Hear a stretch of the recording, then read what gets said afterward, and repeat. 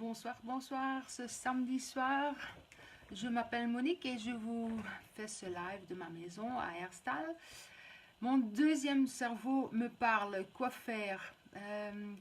C'est quoi le deuxième cerveau en fait? Aujourd'hui et jeudi, j'ai eu la chance de pouvoir travailler dans l'institut d'une amie à Vivignis, chez Christelle. Et elle a parlé aux gens dans son atelier sur le deuxième cerveau qui est en fait notre ventre. Et c'est vraiment le cas parce que, est-ce que tu connais ça? Tu as décidé de ne plus manger du chocolat, de ne plus manger des frites parce que tu veux perdre quelques kilos. Et quand même, tu vois les frites, tu sens les frites, tu vois la tablette de chocolat. Et qu'est-ce qui se passe? Bonsoir Lucie. Et qu'est-ce qui se passe? Tu vas quand même manger ce tablette de chocolat. Et parce que c'est en fait ton ventre qui décide et c'est pas ta tête. Mais d'où vient qu'on n'a pas cette force de se dire non, je ne mange pas ce chocolat, non, je ne mange pas ces frites. Parce que le ventre, il y a nos intestins qui sont dedans et dans nos intestins, on fabrique déjà premièrement le bonheur, l'hormone de bonheur. Mais deuxièmement, notre corps devient acide, donc nos intestins deviennent acides à cause de tout ce qu'on mange qui n'est pas bien, comme le café, comme les plats préparés, mais aussi la pollution, plein de choses, la cigarette, etc., etc. Donc le corps devient acide et à cause de ça, les intestins deviennent acides et ne peuvent plus prendre autant de bonnes choses de ton alimentation, ce que tu mets dans ta bouche.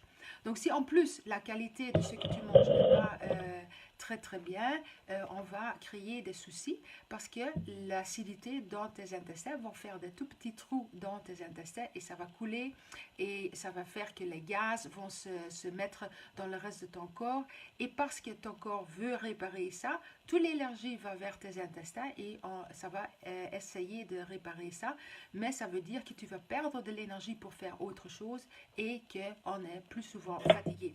Mais qu'est-ce qu'on peut faire pour écouter plus souvent notre premier cerveau qui a raison, qui sait ce qui est bien pour nous, et donc de ne pas manger trop de frites, des chocolats, des sucreries, etc., etc. Ben, ce que tu pourrais faire pour diminuer l'acidité de tes intestins et de ton corps, c'est manger beaucoup de fruits et légumes.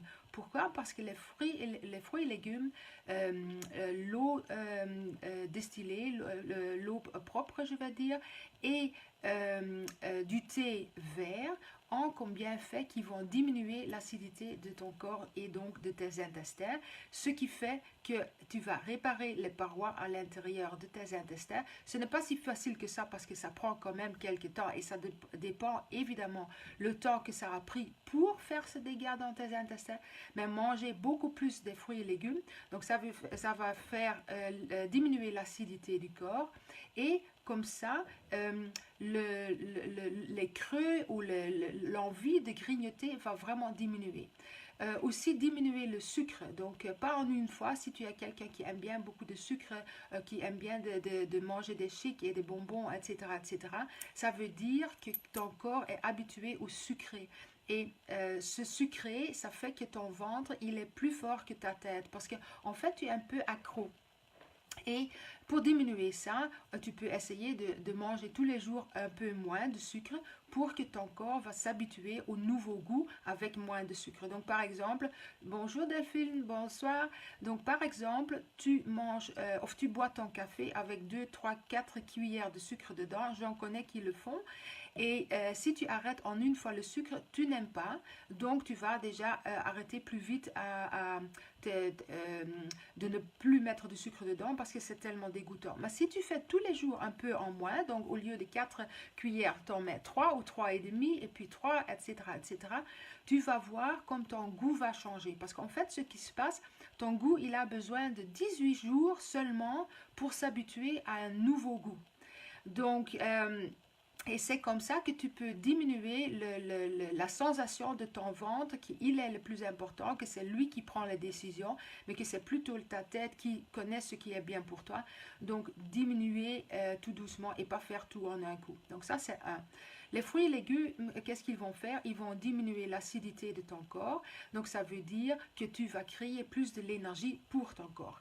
Et ça veut dire aussi que normalement, que manger une ou deux morceaux de fruits par jour ou 150 grammes de légumes sur la soirée au moment de repas, c'est vraiment trop peu.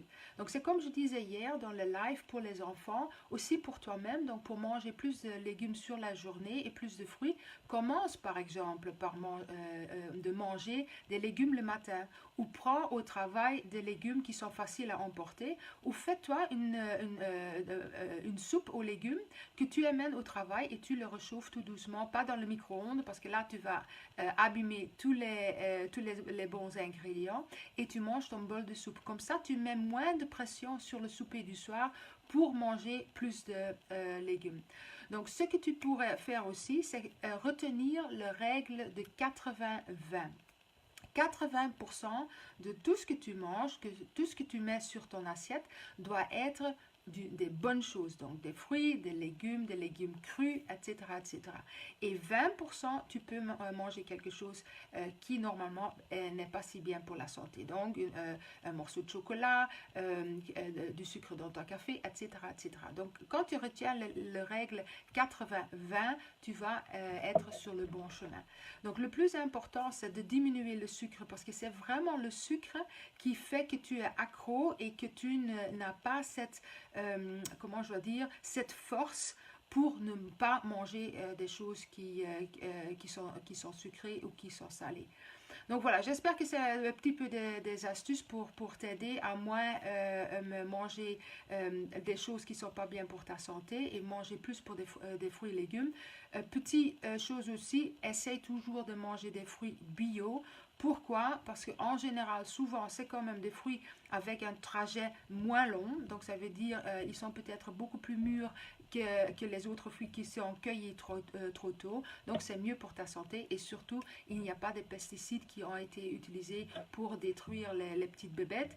Donc, c'est mieux pour ton corps parce qu'avec tout ce qu'on mange, on respire et ce qu'il y a autour de nous et ce qu'il y a dans notre alimentation, nos intestins sont vraiment des petites usines chimiques.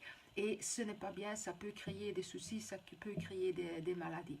Donc voilà, si je peux t'aider, si tu as un souci et tu aimerais bien soit perdre du poids ou voir comment tu peux avoir plus de l'énergie, envoie-moi un petit message sur mon profil, tu cliques sur un message et tu me poses ta question et je vais regarder comment je peux t'aider. Donc je te souhaite une belle soirée, bonne nuit pour tout à l'heure et un très beau dimanche pour demain. Allez, bonsoir Barbara, bonne soirée, à bientôt.